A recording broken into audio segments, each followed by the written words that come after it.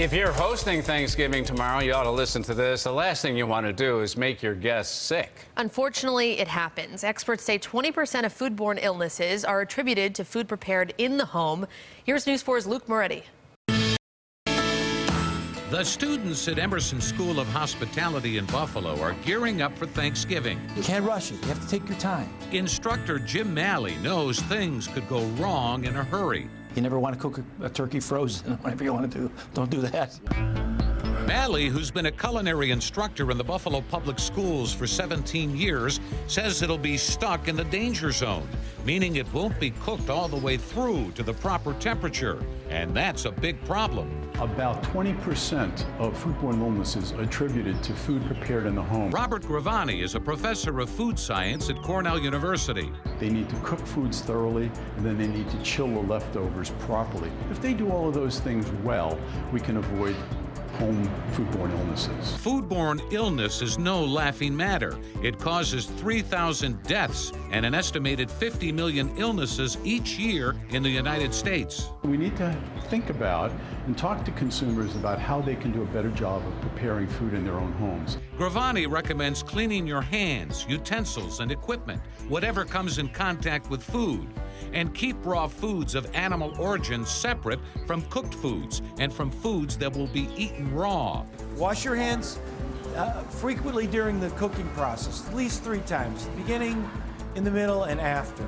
Cooked and ready-to-eat foods can become cross-contaminated with pathogens transferred from raw foods like poultry. When you're working with raw turkey on a cutting board or on your cupboard in your house, when you get done and the process is all completed, make sure you wash up a little soap and water, a little bit of bleach too.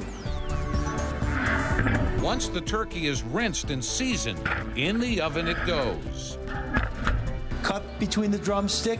Malley, drawing on his 21 years of food preparation as a chef, says a 22-pound turkey takes about 4.5 hours to cook at 325 degrees.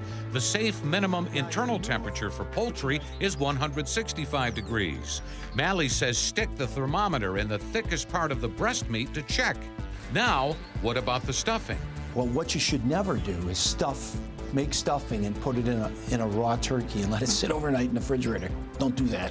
Malley usually waits until the last 45 minutes of cooking before he stuffs the turkey. I never like to put bread in a raw bird and have it cook up. I just never done that. And keep a watch on the leftovers after dinner.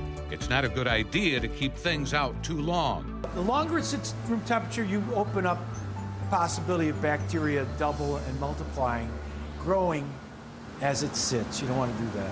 Provided you have timed everything just right, the traditional Thanksgiving meal is ready to be served.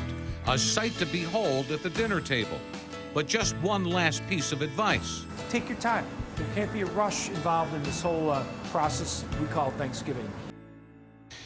Now, the USDA recommends that you refrigerate leftovers within 2 hours to prevent bacteria from growing on the food.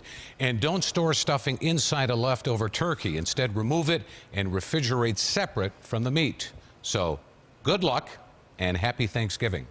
Luke Moretti, News 4.